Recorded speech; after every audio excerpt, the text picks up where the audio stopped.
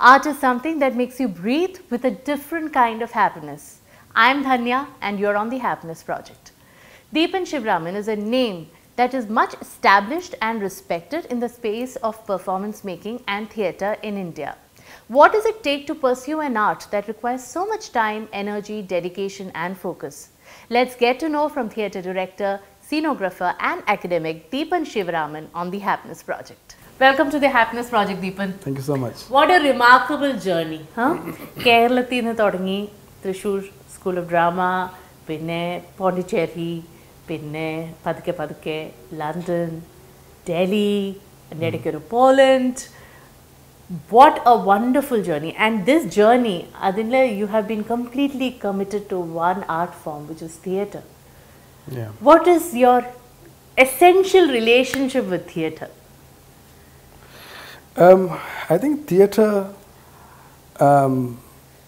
brings me a lot of happiness, and it make me alive. As a matter of fact, you know, I don't think I could continue to survive without making theatre. As a matter of fact, because it's become, you know, so central to my life. ഞാൻ ഒരുപാട് മറ്റു കലാരൂപങ്ങൾ painting. Initially I was a painter. I studied painting as a student. I want to become a painter. Okay. And I went on to study painting, but I never really become one. Then I moved to theatre. And then you design element, carpentry. Yeah, some things came in place. But I've stuck with theatre. Theatre is a collaborative, very live media. But painting is a very solitary medium. You know, you're being in your own studio. If you're a writer, you're in a very solitary process. You have to process your entire imagination through these words and writing. But theatre, it's not a solitary process. You're with others. You work with others, and you directly deal with the public. You know, when you perform, you have to be in front of the people. But if you're a painter, you don't have to be in the gallery when you show the painting to public. You can disappear. If you're a writer, you disappear from your writing. If you're a filmmaker, you disappear from your filmmaking. And you put your art forward to the public to look at it. Only theatre is the medium you have to be present as an artist. Oh, it's a very vulnerable space. It is. Yeah. You literally pouring yourself out there. Extremely vulnerable. Unstable. Because the thing is that, and it happens, no? Because you are there and anything can happen. Literally anything can happen. You can break your feet while you're performing. Your fellow actor can have a heart attack while you're performing. Anything, there is nothing so certain there. You know, it can rain, play can stop. Any of this uncertainty take place if you make a filmmaker or a painter or a writer. This can happen in the process of making a film, but not in the art when you actually show to public. Correct. Theatre and movies. Kerala, we are absolutely crazy about movies. And in this space, the movie industry is kind of overhauling itself or a change. Yeah. That's theatre influence. Do you think theatre is also kind of getting influenced by it? Although this change, is it going to bring theatre down completely? You know, I think theatre actually influenced by everything around. So naturally, what is happening in cinema also get influenced in theatre. You know, because theatre is a hybrid form. It's a mix of many other forms. Okay. അതുകൊണ്ട് തന്നെ തിയേറ്ററിനകത്ത് influence ഉണ്ടാവും സ്വാഭാവികമാണ്. പക്ഷേ എനിക്ക് തോന്നുന്നു തിയേറ്ററിന് അതിൻ്റെതായിട്ടുള്ള ഒരു ഐഡൻറ്റിറ്റി ആസ് എ ഫോം ഉള്ളതുകൊണ്ട് it's a live form. There is no other forms are live form as theatre. So എനിക്ക് തോന്നുന്നത് any of these changes that is taking place around the cultural scene does directly affect in theatre. Okay. Theatre is an old form. It's the oldest form of art in the world, right? I mean, if you Greek time onwards, it's thousands of old form, you know, and that has been there in Sanskrit theatre to Greek theatre, Chinese theatre. It's old form. Cinema is a young form. It's a 100 years old form. As is true, right? Yeah, it's just a very young form that derived from a narrative pattern, which is actually borrowed from theatre as a structuring, scripting. Even the theatre itself, the way you see theatre is borrowed from proscenium stage, drama theatre, right? So all this has been happening while theatre happening aside. Theatre avade thanne ninnukonde pala maatangal nadannondirikiyana. So theatre has this ability to adapt all these changes. So while other forms, look at cinema. Cinema is now desperately trying to make it more experiential as a form. The virtual reality, 4D cinema, you can feel it. Stories, content, there is an experimentation going on. Absolutely. Because cinema as a medium, cinema is happening on the screen. And that has been the form ever since it was conceived and made. Deepan productions, very big productions. Khasak in the Itihasam attempt you have done Spinal Cord, then of course this Peergent, then Cabinet of Dr Caligari. All these plays are very complex, very layered. That's right. Deepan personally, challenge in the exhilarating experience. Of course, probably because it's challenging. Angane experience among your productions, probably not even one of them. Expectations Khasak in so Khasak challenging production. Peergent was the most challenging production. One is that it's a very complex text to deal with. You know, Ibsen എഴുതിയിട്ടുള്ള നാടകങ്ങളിലെ ഏറ്റവും complex ആയിട്ടുള്ള ഒരു play ആണ് Peergent. അതൊരു complex എന്ന് വെച്ചാൽ very surreal text. Somebody young man decide to go for a trip and on the way he destroy everything. He's the most dishonest person in the life and he succeed. Somebody who's chasing the success, you know, leaving everybody behind you and looking back to where he started. You know, that's quite interesting text. But adum cheyidittulla completely Norwegian oru pratheka ghattathil, you know, about 150 years ago have written that text. Adu enganeyanu nammade Thrissoorile Indian context reproduce cheyyunnallathu very challenging ആയിരുന്നു. And it's a poetic text. It's not a kind of dramatic prose. It's a verse. അപ്പോൾ അതിനെ really layer ചെയ്തെടുക്കാന്ന് പറഞ്ഞെങ്കിൽ it's a very complex process. And I really love that text. I don't know that I have succeeded much. That's the least performed play of mine. We performed 8 shows compared to other shows. You know, but that's the production really challenged me, really shook me. കഴിഞ്ഞ ഒരു 20 വർഷങ്ങളിൽ ഏറ്റവും വലിയ മാറ്റങ്ങൾ തിയേറ്ററിൽ എപ്പോഴാണ് സംഭവിച്ചത്?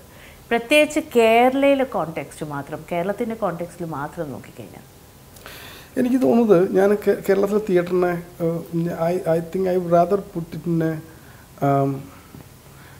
I divide Kerala theatre in 3 parts. Okay, one part is that കേരളത്തിലുണ്ടായിട്ടുള്ള ഈ KPSCയുടെ ഒക്കെ ഒരു തിയേറ്റർ ഒരു മൂവ്മെൻ്റ് ഉണ്ടല്ലോ. അത് അതിനകത്ത് ഞാൻ KPSC മൂവ്മെൻറ്റ് ഉദ്ദേശിക്കുന്നതിനൊപ്പം ഞാൻ വീട്ടിൽ പെട്ടതിരിപ്പാടിൻ്റെയും കേദാമോദറിൻ്റെ ഒക്കെ തിയേറ്ററിനൊക്കെ കൂട്ടിച്ചേർത്താൻ പറയുന്നു. അത് സോഷ്യൽ റിഫോർമേറ്റീവ് തിയേറ്ററാണ്. നിങ്ങളെന്നെ കമ്മ്യൂണിസ്റ്റാക്കി, അടുക്കളയിൽ നിങ്ങൾ രംഗത്തേക്ക് പാട്ടമാക്കി, ഇതൊക്കെ വരുന്ന ആ ഗ്രൂപ്പ് ഓഫ് തിയേറ്റർ എന്ന് പറയുന്ന സംഗതി. പിന്നെ അക്കാഡമിക് തിയേറ്റർ, ജി ശങ്കരപിള്ള സാറിൻ്റെ ഇദ്ദേഹത്തിലുണ്ടായിട്ടുള്ള സ്കൂൾ ഓഫ് ഡ്രാമ, അവിടെ നിന്ന് ഉണ്ടാവും തിയേറ്റർ. പിന്നെ മൂന്നാം ഘട്ടം എന്ന് പറയുന്നത് ഏതാണ്ട് 10-15 വർഷത്തിന് കാലത്തുണ്ടായിട്ടുള്ള ഒരു യങ് ജനറേഷൻ തിയേറ്റർ മേക്കേഴ്സിനുണ്ടായിട്ടൊരു ഒരു മിക്കവാറും ആളുകളൊക്കെ അന്തർദേശീയ തലത്തിൽ നാടകം പഠിക്കുകയും തിരിച്ചു വരികയൊക്കെ ചെയ്തിട്ടുണ്ടായിട്ടുള്ള തിയേറ്റർ ഒരു മാറ്റമാണ്. ഇങ്ങനെയാണ് അതിനെ ഡിവൈഡ് ചെയ്യുക. ഇവിടെ നമ്മൾ നോക്കുന്ന സമയത്ത് ഒരു പ്രധാനമായിട്ടുണ്ടായിട്ടുള്ള മാറ്റം എന്താ വെച്ചാൽ അടുത്ത കാലത്ത് തിയേറ്ററിൻ്റെ റൈറ്റിങ്ങിൽ സാധാരണ നമ്മൾ നാടകങ്ങൾ പറയുമ്പോൾ നാടകകൃത്ത് വളരെ പ്രധാനപ്പെട്ട ആളാണ്. നാടകകൃത്തായിരുന്നു പലപ്പോഴും പ്രധാനപ്പെട്ട ആളെന്ന് പറയുന്നത്. പക്ഷേ ഷേക്സ്പിയറിൻ്റെ പേരിലാണ് തിയേറ്റർ നമ്മൾ അറിയപ്പെടുന്ന ലോകത്ത്. He was a writer, he was not a director, he was not an actor. He was an actor but he was actually primarily writer. So as Ibsen or Bernard Shaw ഇവരൊക്കെ എഴുത്തുകാരാണ്. ഇവരുടെയൊക്കെ പേരിലാണ് കാളിദാസൻ, ഭാസൻ ഇവരൊക്കെ എഴുത്തുകാരാണ്. ഇവരുടെയൊക്കെ നാടകങ്ങൾ ആരാണ് അവതരിപ്പിച്ചതെന്ന് വെച്ചാൽ we don't really know the names because writer was so important. അപ്പോൾ തിയേറ്ററിൻ്റെ പ്രധാനമായിട്ടുള്ള മാറ്റം വെച്ചാൽ ഈ റൈറ്റേഷൻ തിയേറ്റർ മാറിയിട്ട് ഡയറക്ടേഷൻ തിയേറ്റർ വന്നുള്ളതാണ്. Directors have taken over theatre and writers have become almost people who prepare raw material for the directors to create a production.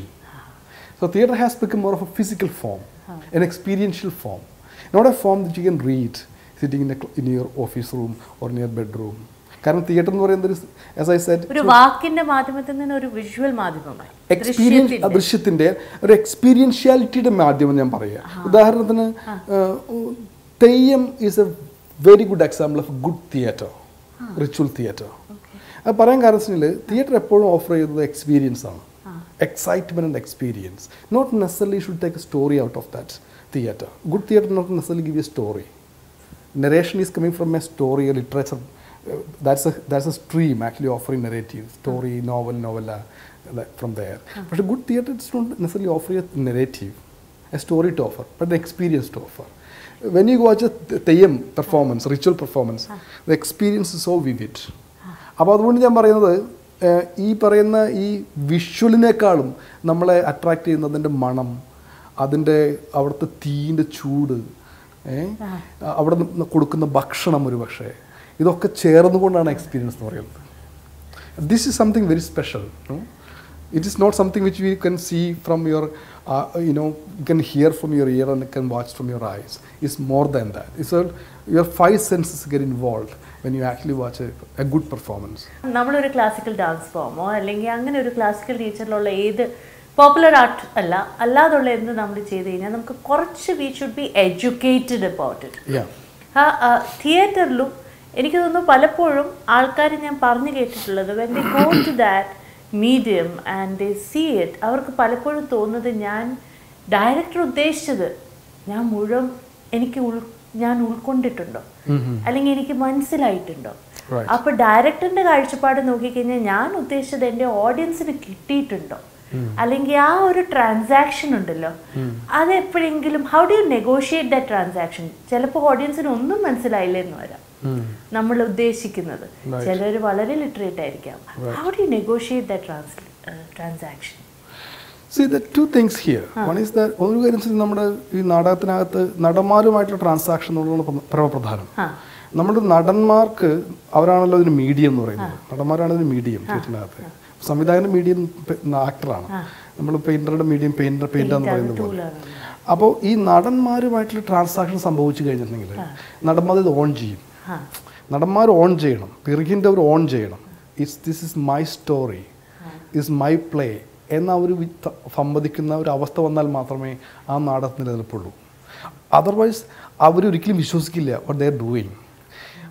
അപ്പോൾ ധന്യ വിശ്വസിക്കണം what are you actually doing on stage and you completely you convinced by what you do, then others will believe in what you do. Otherwise nobody believe in what you do. അപ്പം സംവിധായകൻ്റെ ഏറ്റവും പ്രധാനമായിട്ടുള്ള പണി എന്ന് പറയുന്നത് how to you actually convince the actor.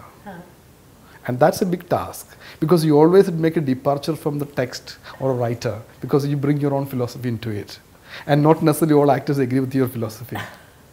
So this is a negotiation process. Now that's a primary thing. രണ്ടാമത്തെ കാര്യം എന്ന് പറയുന്നത് എങ്ങനെയാണ് കാഴ്ചക്കാരനുമായിട്ട് നമ്മൾ നെഗോഷിയേറ്റ് ചെയ്യുക എന്നുള്ളതാണ്. അവിടെ ഒരു കാര്യമുണ്ട്, അതായത് കാഴ്ചക്കാരൻ is not a unit. It's all different people. So you're talking about 10,000 to 50,000 people if you perform the play 2 to 5 years, right? So there is no unit. So we cannot aim to target a particular kind of audience. There is nothing called particular audience. The moment you target particular audience, അങ്ങനെ നമ്മൾ target ചെയ്ത് കഴിഞ്ഞിട്ടുണ്ടെങ്കിൽ എന്ത് സംഭവിച്ചിട്ടുണ്ടെങ്കിൽ അതാണ് സംഭവിക്കുക. Popular സിനിമകളിലൊക്കെ സംഭവിക്കുന്നത് അങ്ങനെയാണ്. അവർക്ക് ടാർഗറ്റ് ഓഡിയൻ ഉണ്ട്. ആ ടാർഗറ്റ് ഓഡിയൻ എന്ന് പറയുന്നത് വൈഡ് ഓഡിയൻ. അപ്പോൾ അവരുടെ എല്ലാം സെൻസിബിലിറ്റിനെയും സന്തോഷങ്ങളെയും താല്പര്യങ്ങളെയും പോകുന്നതിന് വേണ്ടിയിട്ടാണ് ഇതെല്ലാം അതിനകത്ത് ആഡ് ചെയ്യുന്നത്. മനസ്സിലായില്ലേ? അത് ഒരിക്കലും സാധ്യമല്ല.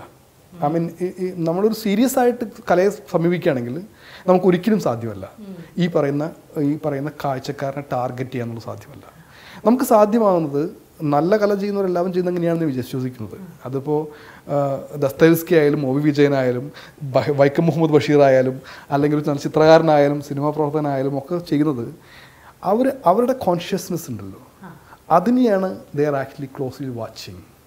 അതിനവർ നോക്കുന്നത്, അതിനെയാണ് അതിനെയാണ് സാറ്റിസ്ഫൈ ചെയ്യാൻ ശ്രമിക്കുന്നത്. ബേസിക്കലി ആ കോൺഷ്യസ്നെസ്സിനോട് ട്രൂത്ത്ഫുള്ളായിട്ട് സമീപിച്ച് കഴിഞ്ഞിട്ടുണ്ടെങ്കിൽ ദെൻ അത് ട്രാൻസെൻഡ് ചെയ്യപ്പെടുമെന്ന് വിചാരിക്കുന്നത്.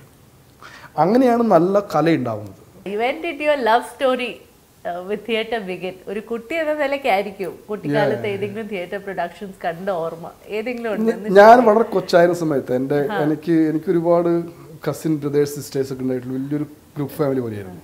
അപ്പോൾ ഒരുപാട് ക്യാമറ പറമ്പൊക്കെ ഒരു നാട്ടുമ്പുറത്തം ജീവിച്ചിട്ടുണ്ടായിരുന്നു. അപ്പോൾ അവിടെ നിങ്ങളും ചെറിയൊരു ഈ വെക്കേഷൻ സമയത്ത് ഈ പാടത്തിന്റെ ശരീരമായിട്ട് ചെറിയ തിയേറ്റർ പോലുള്ള ചെറിയ ഷെഡ് കെട്ടിയിട്ട് അവിടെ ഞങ്ങൾ ചെറിയ ഈ പെർഫോമൻസ് ഒക്കെ ചെയ്യുമായിരുന്നു. പക്ഷേ ഗൗരവമായിട്ടുള്ള തിയേറ്റർ സ്റ്റാർട്ട് ചെയ്യുന്ന മറ്റു പറഞ്ഞ പോലെ 16-18 വയസ്സൊക്കെയുള്ള സമയത്ത് നമ്മൾ ഗ്രാമീണ സാംസ്കാരിക സംഘടന ഉണ്ടാക്കുകയും അതിന്റെ ഭാഗമായിട്ടുള്ള നാടക പ്രവർത്തനമൊക്കെ ആയിട്ടാണ്. കുട്ടിക്കാലത്ത് ചെയ്ത റോളിൽ ഏറ്റവും ഓർമ്മയുണ്ടോ? ഏത് റോളാ ചെയ്തത്? അത് ഒരുപാട് റോളുകൾ ചെയ്തിട്ടുണ്ട്. പക്ഷേ ഈ പറയുന്ന ഒരു റോൾ പലപ്പോഴും നന്ന് ഭയങ്കര മെലോഡ്രാമാറ്റിക് ആയിട്ടുള്ള അമേച്ചർ നാടകങ്ങളാണല്ലോ. അപ്പോൾ അന്ന് പ്രധാനമായിട്ടും ഞാൻ ചെയ്യുന്നത് അവിടുത്തെ നമ്മുടെ സംഘത്തിന്റെ ഒരു ലീഡർ എന്നുള്ളതിലാണ് ഞാൻ നിന്നിരുന്നത്. അതുകൊണ്ടാണ് ഞാൻ മാത്രമാണ് തിയേറ്റർ ചെയ്യുന്ന ആള് ആ സമയത്ത്. അപ്പോൾ എൻ്റെ ചുമതലയായിരുന്നു സംവിധായകനെ കൊണ്ടുവരിക, ഇതിന് പണം ഘടിപ്പിക്കുക, സ്റ്റേജ് കെട്ടുക എന്നൊക്കെ പറയുന്നത്. അപ്പൊ ഞാൻ തന്നെ വേണം ഈ സംവിധായകനെ കൊണ്ടുവരേണ്ടത്. അപ്പൊ അയാള് താമസിക്കുന്ന മലയുടെ മേലെയാണ്. അപ്പൊ ഞാൻ സൈക്കിൾ ചവിട്ടി പോയിട്ട് അയാളെ ബാക്കിലിരുത്തി കൊണ്ടുവന്ന് റിഹേഴ്സൽ കൊണ്ടുവന്ന ആളെ കൊണ്ടാക്കണം. അപ്പൊ സ്വാഭാവികമായിട്ടും അതെ, അപ്പൊ സ്വാഭാവികമായിട്ടും അന്നുണ്ടായിട്ടുള്ള ഇതിലും പ്രധാന വേഷം എപ്പോഴും ഞാനാണ് ചെയ്യുക ആ സമയത്തൊക്കെ. പക്ഷേ എനിക്കോട് ഗൗരവമായിട്ടുള്ള നാടകം വരുന്നത് ഞാൻ സ്കൂൾ ഓഫ് ഡ്രാമയിൽ പഠിക്കുന്ന കൂടിയിട്ടാണ് നാടകത്തെ കുറിച്ച് ഗൗരവമായിട്ട് അറിയാൻ തുടങ്ങുന്നത്. തിയേറ്റർ എങ്ങനെയാണ് ദീപനെ മാറ്റിയത്? തിയേറ്ററിൻ്റെ ഒരു പ്രധാനമായിട്ടുള്ള ഗുണം എന്താണെന്ന് വെച്ചിട്ടുണ്ടെങ്കിൽ തിയേറ്റർ ഇസ് ഒരു അഡിക്റ്റീവ് ഫോം. കാരണം അതിലേക്ക് പെട്ട് കഴിഞ്ഞിട്ടുണ്ടെങ്കിൽ നമ്മൾ ഇങ്ങനെ വലിച്ചെടുക്കും. കാരണം വെച്ചിട്ടുണ്ടെങ്കിൽ നമ്മൾ എപ്പോഴും അത് തിയേറ്ററിൽ ഡീൽ ചെയ്യുന്ന വെച്ചിട്ടുണ്ടെങ്കിൽ we always live the life, you know. വ്യത്യസ്തമായിട്ടുള്ള മനുഷ്യരുടെ പ്രശ്നങ്ങളാണല്ലോ തിയേറ്റർ ഡീൽ ചെയ്യുന്നത്. സൈക്കോളജിക്കലായിട്ടുള്ള പ്രോബ്ലങ്ങൾ, കോംപ്ലക്സ് ആയിട്ടുള്ള ജീവിതത്തിലെ മുഹൂർത്തങ്ങളാണ് നമ്മൾ തിയേറ്ററിൽ ഡീൽ ചെയ്യുന്നത്. നമ്മൾ life it self is A very complex, you know. അല്ല, എങ്ങനെയാണല്ലോ ഒരു കോംപ്ലക്സ് ആയിട്ടുള്ള മുഹൂർത്തങ്ങൾ നിറഞ്ഞാണല്ലോ ലൈഫ് എന്ന് പറയുന്നത്. അപ്പോൾ അത് നമ്മൾ ഒരേ സമയത്ത് നമ്മൾ ജീവിച്ചു തീർക്കും എന്ന് പറയുന്ന സമയത്ത് തന്നെ ഇപ്പുറത്ത് you can actually look at through A lens and analyze it and complex it, and you can enact and reproduce it and show to people and you can evaluate it. So actually it's quite fascinating. Because normally in life we don't do that. We just live our life. We don't evaluate and we just look at analytically.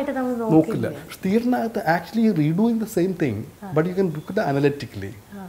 That's very beautiful things to do. Maybe that's one of the reasons why it's capture people. Idea of happiness endana Deepana? എനിക്ക് തോന്നുന്നത് നമുക്ക് ഇഷ്ടമുള്ള കാര്യങ്ങൾ ചെയ്യാന്നുള്ളതാണ് idea of happiness.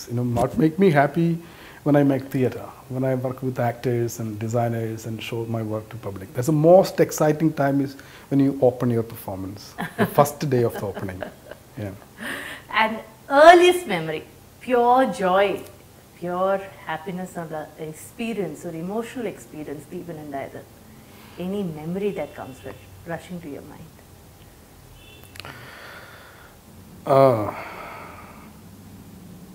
Awards are no too big awards. Sangeeta Nataka Academy Award. No, never got excited about awards. Mahindra awards. No, I did not get excited. I didn't come to accept my award either. I sent one of my friend to collect it.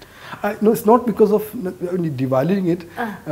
I was not here that time, and it's not that exciting thing. It comes and go into your life. That important, but that is not what you. That's not the be all and all, right? Absolutely no. എനിക്ക് തോന്നുന്നത് എനിക്ക് വളരെ happy ആയിട്ടുള്ളൊരു സമയം എന്ന് പറയുന്നത്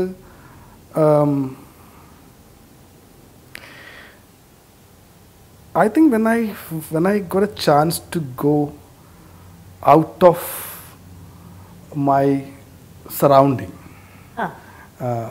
that was almost like you found a ladder into sky suddenly that you thought you are almost stuck here in this world.